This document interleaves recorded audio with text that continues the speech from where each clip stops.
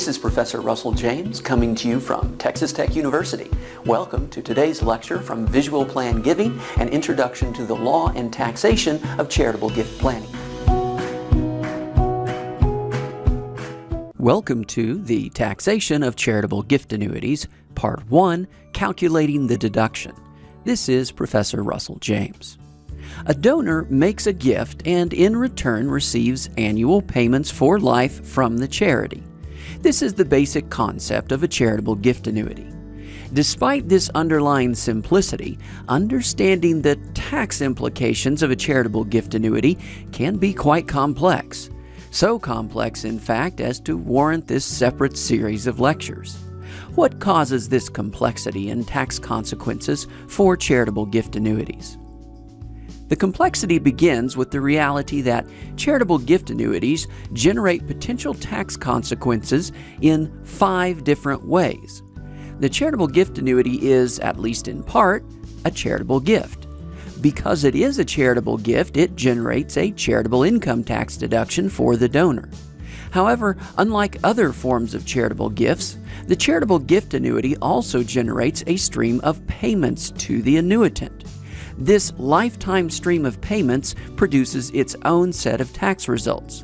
Some part of each payment will count as ordinary income to the recipient. Some part of some payments may also count as tax-free return of investment.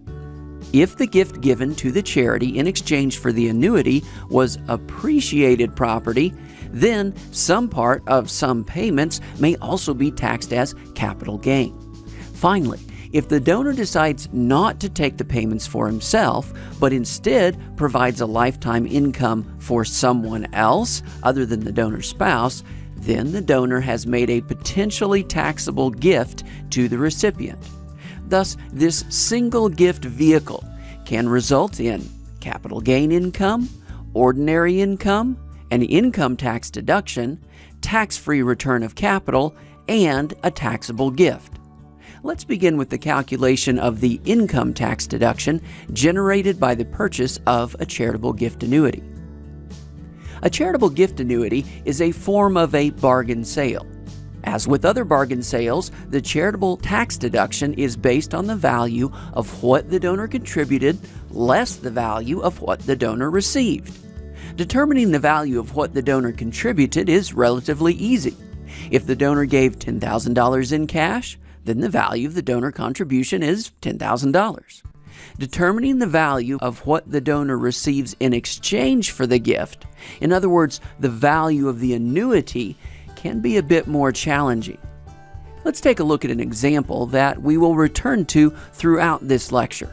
Suppose that a donor, age 55, gives $100,000 in cash to a charity, and in exchange, the charity agrees to pay the donor $4,000 per year for his life.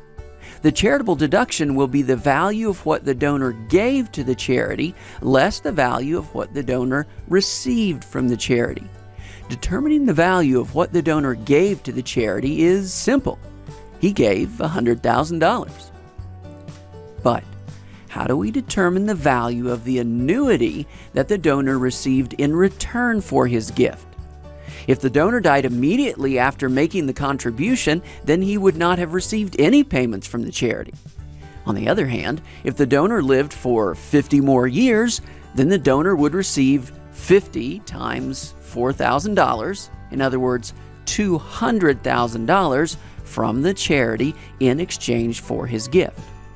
Because it is impractical to wait 50 years to determine the donor's charitable deduction, we must instead estimate the projected value of the annuity at the time that the gift annuity was purchased. Thus, the value of the annuity will be based upon the idea that the annuitant will live to his projected life expectancy. The reality of the annuitant's actual lifespan will not affect either the initial valuation of the annuity or the charitable deduction. In our example, the value of the annuity is the value of receiving $4,000 each year for the life expectancy of a 55-year-old. The value of this payment stream will depend upon the prevailing interest rates. Why? Consider this. Generating $4,000 each year when interest rates paid 4% would require a $100,000 investment. If the interest rates paid 1%, this would require a $400,000 investment. And if interest rates paid 16%, this would require only a $25,000 investment. Thus, the value of a $4,000 per year payment depends heavily on the prevailing interest rates. Fortunately, the IRS has a prescribed process for determining the appropriate interest rate and calculating the value of annuities. Let's now walk through that process step by step. The first step in valuing an annuity is to determine the appropriate interest rate. For purposes of calculating the deduction for a charitable gift annuity, the relevant interest rate is referred to as the Section 7520 rate. This rate is published on the IRS website. It is also published on a variety of other plan-giving websites. Once we know the appropriate interest rate, we can find the appropriate annuity factor in the actuarial tables posted at the IRS website. Multiplying this annuity factor by the annual payment gives us the value of the annuity for purposes of our income tax deduction. Let's now walk through each step for our example charitable gift annuity. The first step in valuing the annuity is to determine the appropriate interest rate. Because the Section 7520 interest rates change each month, we will have to set a date for our hypothetical transaction. So let's assume that our 55-year-old donor gave $100,000 in exchange for a $4,000 per year annuity on January 31st of the year 2017. The IRS website for the Section 7520 interest rate shows that January had a 2.4% rate. However, tax law allows the donor to choose the current or either of the prior 2 months' Section 7520 interest rates for his calculation. In fact, the next month's rates are published several days early, so towards the end of the month, the donor also knows the interest rate for the upcoming month and could postpone the transaction in order to take advantage of a favorable rate change. For a transaction on this date, the donor could choose the 2.4% rate from January, or the 1.6% rate from November, or the 1.8% rate from December. Which rate should the donor choose? As discussed previously, the value of the annuity depends upon the current interest rates. As interest rates rise, it takes a smaller and smaller investment to generate $4,000 per year. Thus, the value of a $4,000 per year payment falls as interest rates rise.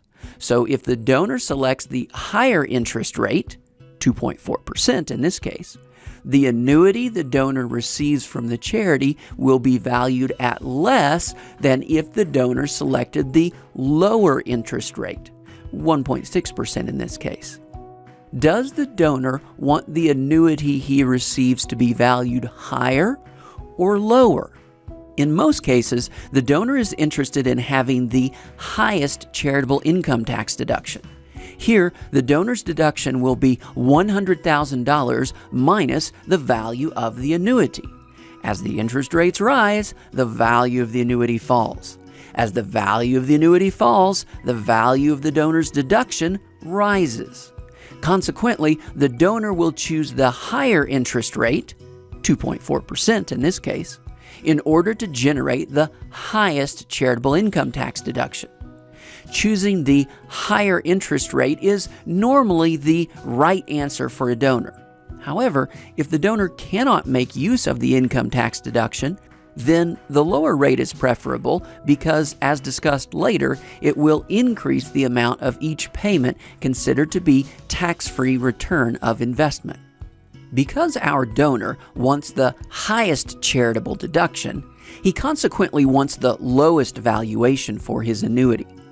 Remember that the charitable deduction is the value of what the donor gives to the charity, less the value of what the donor receives back from the charity.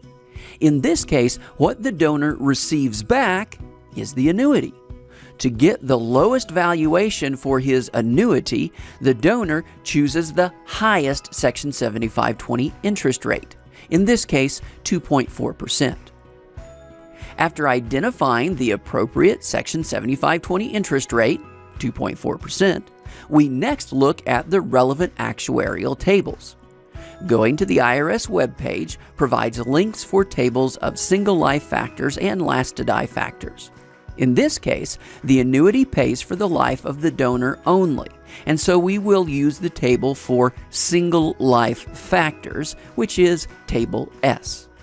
Scrolling down through this table until we reach the section for a 2.4% interest rate reveals the annuity factor for each age at this interest rate. Because our annuitant is age 55, we will use the annuity factor of 18.1993.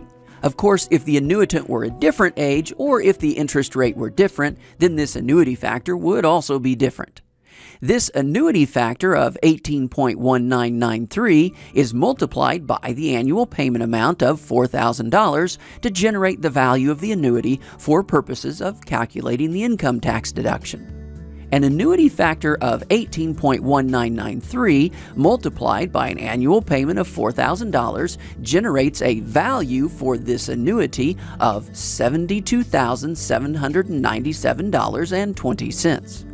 As a point of comparison, if the donor had chosen the lower interest rate of 1.6%, then the annuity factor would have been 20.2512, and the annuity would have been valued at $81,004.80. The use of this lower interest rate would have reduced the donor's tax deduction by over $8,200.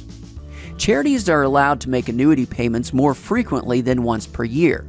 This slightly modifies the valuation of the annuity because the donor does not have to wait as long to receive his payment.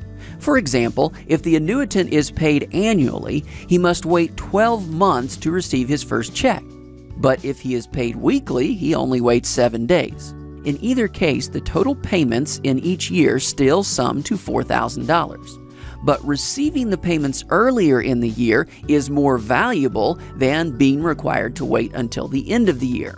This increase in value due to the more frequent payments is calculated by multiplying the initial value by the frequency factor found in Table K.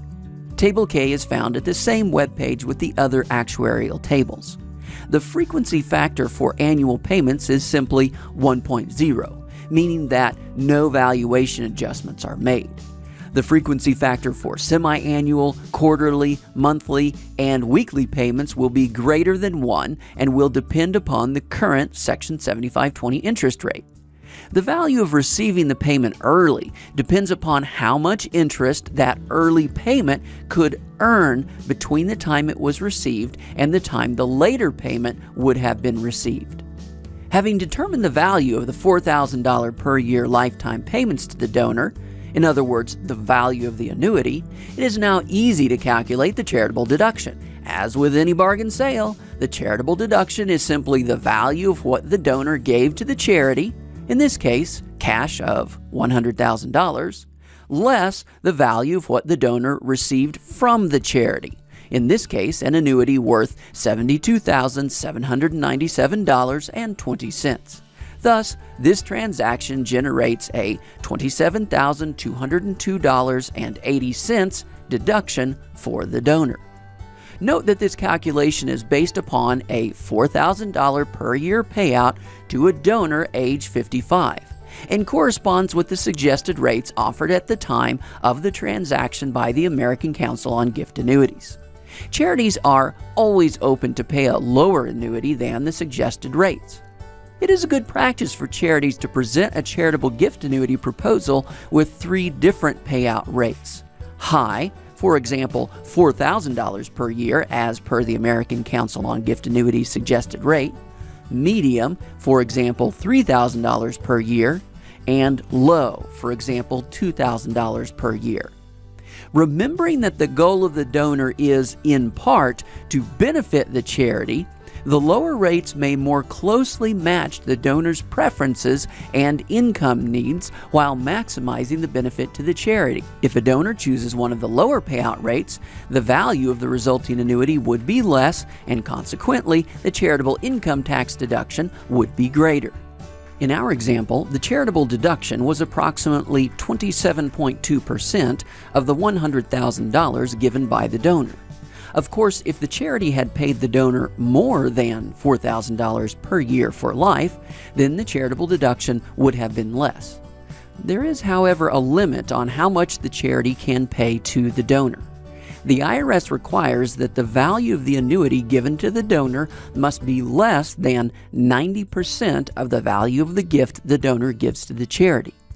A quick way to see that this requirement has been satisfied is to make sure that the charitable deduction is greater than 10% of the amount given to the charity by the donor.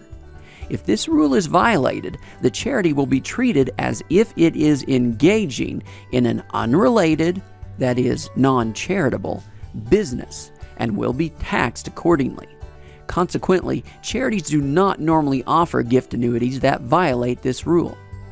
Our first example was the simplest charitable gift annuity case, where the donor gives cash in exchange for lifetime payments.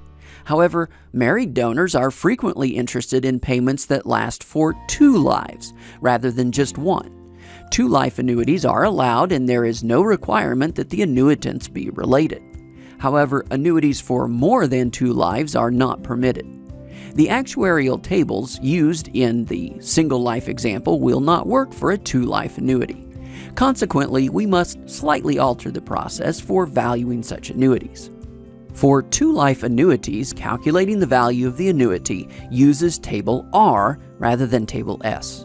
However, Table R looks different from Table S, where Table S has 3 numbers for each age, that is, the annuity factor, the remainder interest, and the life estate. Table R has only 1 number for each age combination. This 1 number is the remainder interest factor. But we don't want the remainder interest factor. Instead, we want the annuity factor. Table R requires knowing that the annuity factor is calculated by subtracting the remainder interest factor from 1 and then dividing this amount by the current Section 7520 rate.